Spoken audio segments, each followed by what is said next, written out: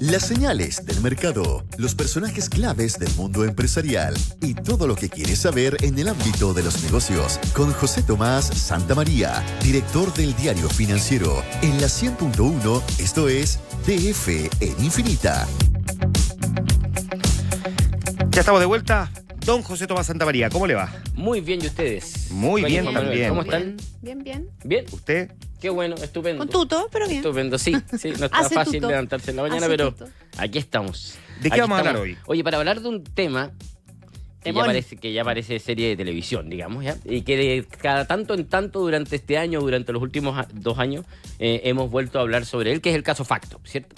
Que es un caso que cada cierto tiempo va surgiendo una nueva arista, ¿ya? Una nueva arista que nos obliga a volver a hablar aquí. Un nuevo episodio. Un nuevo episodio en esta serie que ya llevaría varias temporadas y varios capítulos, ¿ya? Y esta vez estamos hablando a raíz de que ha vuelto a estar en las noticias, a raíz de la decisión del fiscal Juan Pablo Araya, que es el que lleva este caso, de solicitar al tribunal la formalización de 13 personas, entre ellos Álvaro y Antonio Jalaf, Cristian Menichetti, que es uno de los socios del grupo, ex socio del grupo Patio, al fundador de Factop, Daniel Sauer, y también a una serie de directivos y ejecutivos de la gestora de Larraín Vial, ya que es una de las más importantes del país y que por lo tanto ha arremetido a las noticias del mercado financiero en el país y por lo tanto entendamos a qué se debe esta nueva arista del La caso. arista Larraín Vial, pongámosla como... Claro, es la arista Jalaf, uno diría, o la arista del fondo Jalaf, Claro, pero yo porque creo que el Larraín fondo Vial, capital estructurado es como... el foco en Larraín Vial Claro, es probablemente lo que ha generado más... es lo que genera más revuelo en el mercado financiero por la importancia y la relevancia que Exacto. tiene esta compañía que de hecho hace pocos días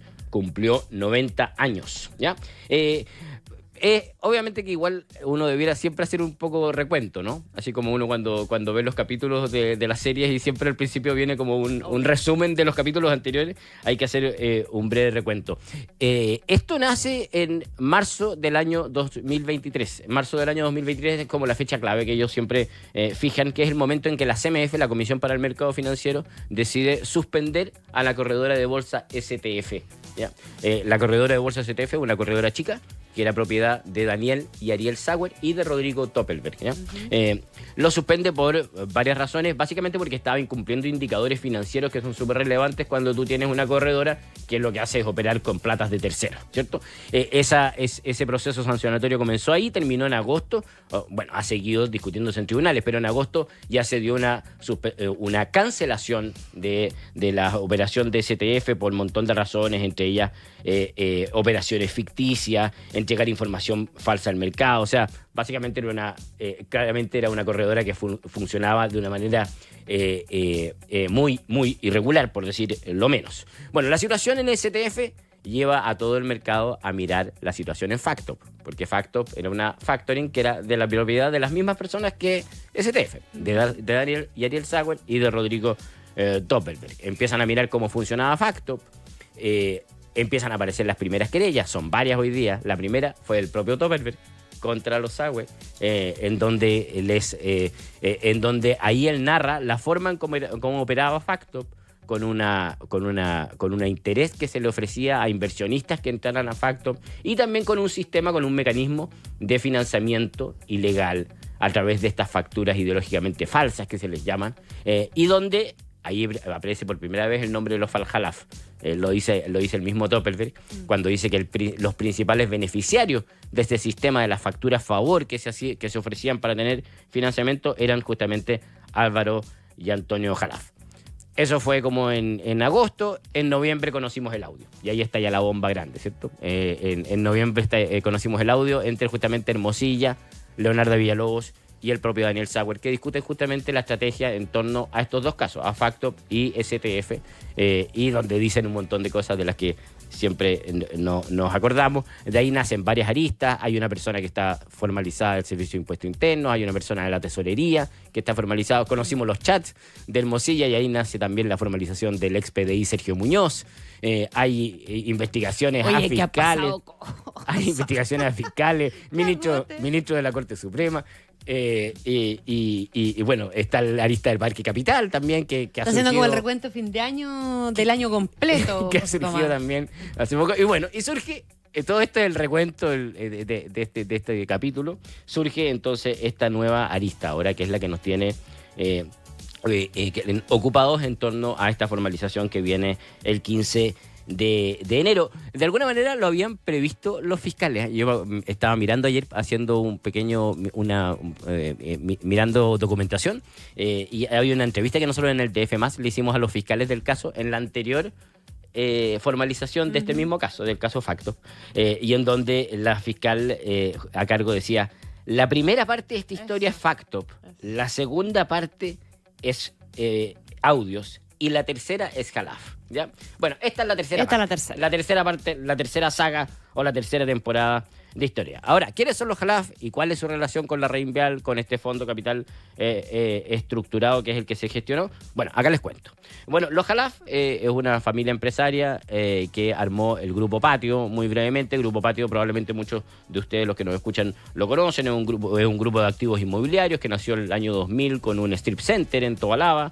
Y que fue creciendo muy importantemente. Hoy día tiene activos inmobiliarios comerciales, bodegas, oficinas. Es muy relevante, tanto así que con el tiempo fueron ingresando a su propiedad accionistas muy, muy relevantes. Las hermanas Luxich entraron en su minuto, entró Eduardo Elberg, y hace poco ya entró Guillermo Harden, que era el ex dueño de Cruz Verde, ¿se acuerdan? Sí, que entró justamente comprando la participación de los hermanos Jalaf, que después de todo este escándalo se vieron obligados a salir de la compañía y a vender su participación. En algún momento de la vida, la situación financiera de Antonio Jalaf, de Antonio Jalaf en particular, se empieza a complicar muchísimo.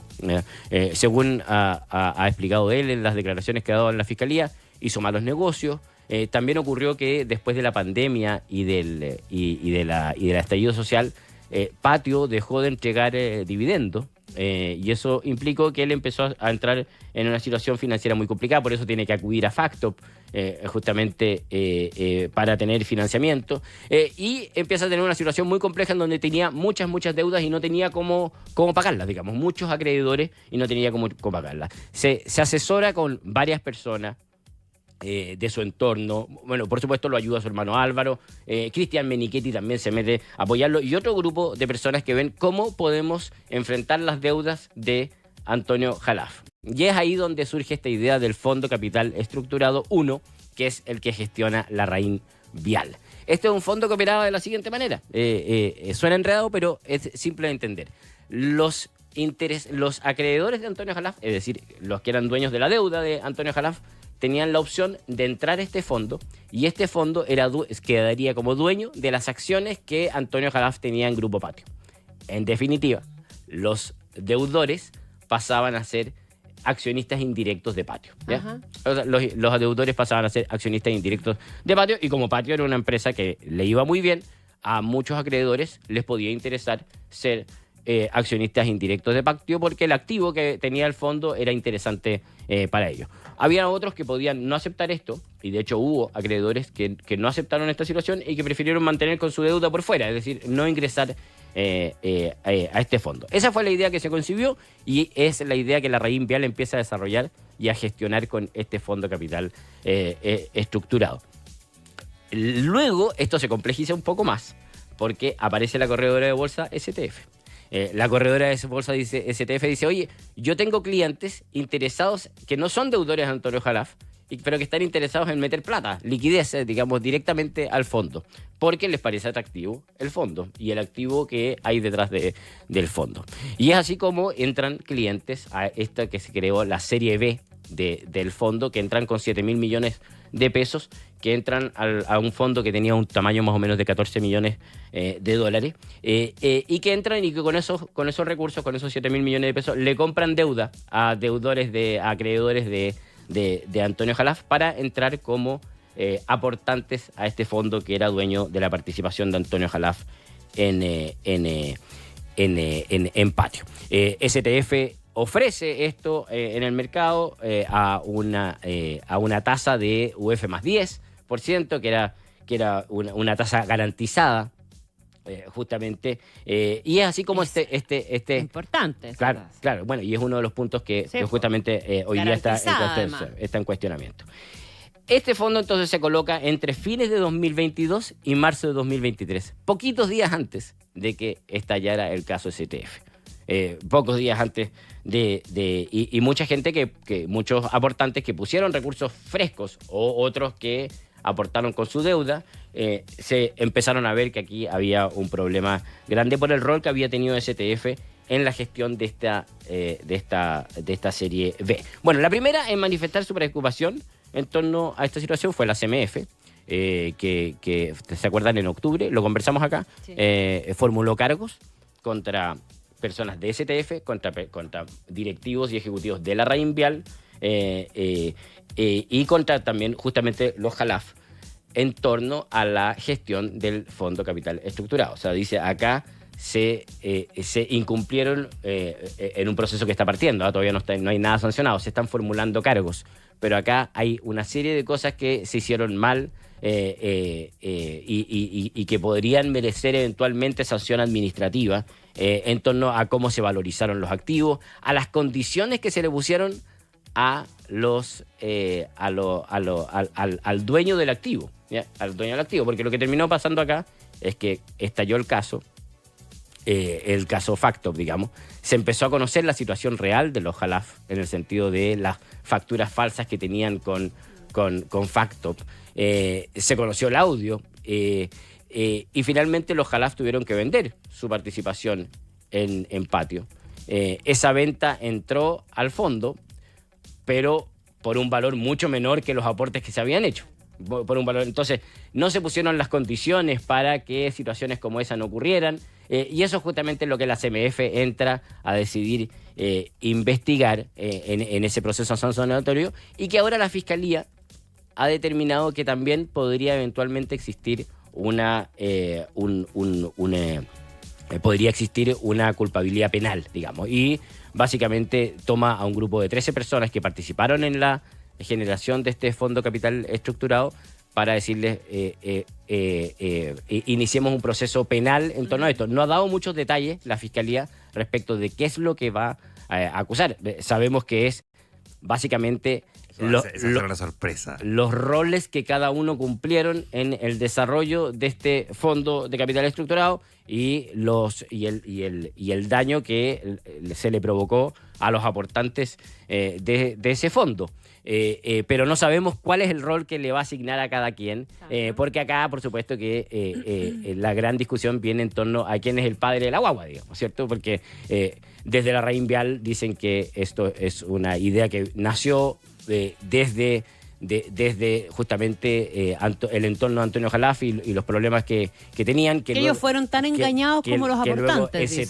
Que luego STF es el que trajo la Serie B. Y Daniel Sauer, en su última declaración en la Fiscalía, dijo que el padre de toda esta idea fue justamente uno de los ejecutivos y uno de los directivos de la Reinvial. Entonces, el padre de la guagua probablemente va a ser toda una discusión dentro de este juicio. ¿Qué es lo que ha dicho la Reinvial? Es que ellos fueron tan engañados como los aportantes del fondo. O sea, que ellos no sabían de la situación sabían de la situación de endeudamiento de Antonio Jalaf, eso es evidente. Claro, pero no de la factura falsa, ni de la máquina que se ni del audio, ni de ninguna de esas cosas, y que tampoco sabían de la situación que atravesaba STF. STF, en el momento que estaba ofreciendo estos aportes, este fondo a los aportantes con esta tasa garantizada, ya estaba siendo investigada por la CMF. Si la sanción vino en marzo, ya estaba siendo investigada. Entonces, tampoco sabía de esa situación. Eso es lo que alega la Reinvial, y ha tomado una serie de decisiones estos días. Ha estado muy activo en el sentido de que primero, sin reconocer culpabilidad, dijo que iba a buscar una solución para los aportantes, ofreciendo una reparación para ellos. Anunció justamente querellas y acciones civiles y penales contra todo el resto, contra los Jalaf, contra Menichetti, contra los Sauer, contra todos, porque dicen, nos sentimos engañados porque no sabíamos todo esto cuando gestionamos este fondo. Y además, ayer, salieron todos los directores de la Reinvial activos, que es justamente el área que lideraba este asunto, Salió también el gerente general y volvió un histórico que se llama José Miguel Barros, que es un histórico ejecutivo del grupo, que es una persona que en el mundo de las finanzas tiene una muy buena reputación y que justamente viene como a hacerse cargo de apagar este incendio, digamos. Justamente tratar de apagar este incendio, de enfrentar esta crisis frente a esta formalización en donde, como decimos, la Fiscalía no ha dado muchos detalles, pero se ha dicho que la formalización va a ser por delitos de lavado de activos, de estafa, de delitos tributarios, administración desleal y uso malicioso de instrumento privado mercantil falso, ¿ya? Digamos, entre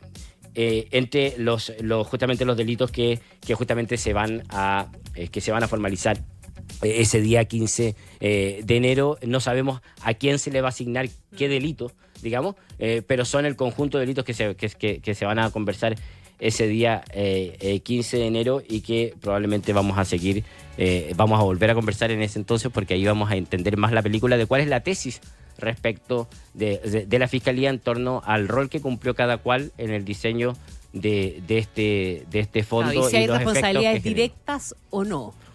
Claro, y cada uno va a tratar, cada una aquí de las partes va a tratar de probablemente traspasarle las responsabilidades al de al lado, digamos. Y eso es lo que probablemente vamos a ver en los próximos días, de que cada quien va a ir diciendo que fue el de al lado el que trajo la idea, o el que gestionó el fondo, o el que...